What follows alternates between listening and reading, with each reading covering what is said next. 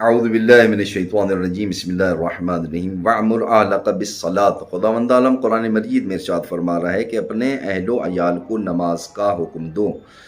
نماز دین کا اہم ستون ہے۔ کافر اور مومن کے مابین جو حد فاصلہ ہے وہ نماز ہے۔ نماز ہی کے ذریعے انسان اللہ سے ہم کلام ہونے کا شرف حاصل کرتا ہے۔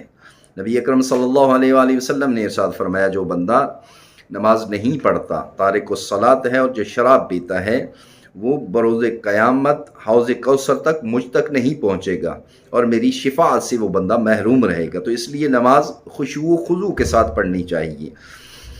اور فرمایا کہ سب سے بڑا چور ہے وہ کہ جو نماز میں چوری کرتا ہے۔ پوچھا گیا یا رسول اللہ نماز میں چوری کا کیا مطلب؟ میں فرمایا وہ بندہ چور ہے کہ جو رکوع اور سجود کو مکمل طور پر ادا نہیں کرتا۔ حضرت امام جعفر صادق علیہ الصلوۃ والسلام ارشاد فرماتے ہیں کہ ہمارے شیعوں کو نماز کی اوقات کے ذریعے پہچانو۔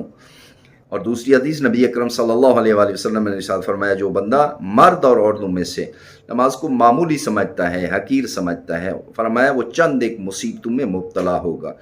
پوچھا گیا کہ وہ کون سی ہیں؟ فرمایا اس کی زندگی سے برکت اٹھ جائے گی، ایک اس کے چہرے سے نیک لوگوں کی نشانیوں کو مٹا دیا جائے گا، فرمایا کہ اس کی دعائیں آسمان کی طرف بلند نہیں ہوں گی، پھر فرمایا نیک لوگوں کی دعاؤں میں وہ بندہ شریک نہیں ہو سکے گا، ذلت کی موت مرے گا، بھوکا مرے گا، پیاسا مرے گا، اتنا پیاسا مرے گا کہ کائنات کے سارے دریاؤں کا پانی اس کو پلا دیں تب بھی اس بندے کی پیاس باقی رہے گی۔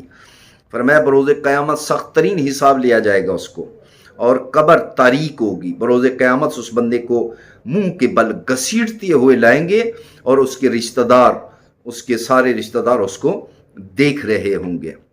فرمایا وہ بندہ شفاعت آل محمد سے محروم رہے گا جو تارک الصلاۃ ہے اور نماز کو معمولی سمجھتا ہے، تو اس کو کوئی عمل بھی فائدہ نہیں پہنچائے گا۔ اگر نماز اس کی رد کی گئی تو باقی تمام اعمال اس کے رد کیے جائیں گے۔ اس لیے ہم پر ضروری ہے، واجب ہے کہ اپنے بچوں کو تعلیمات آل محمد سے آگاہ کریں، ان کو تعلیم میں آل محمد پڑھائیں، واجبات سکھائیں، تاکہ جب وہ بالغ ہو تو وہ تارک الصلاۃ نہ ہو بلکہ واجبات کا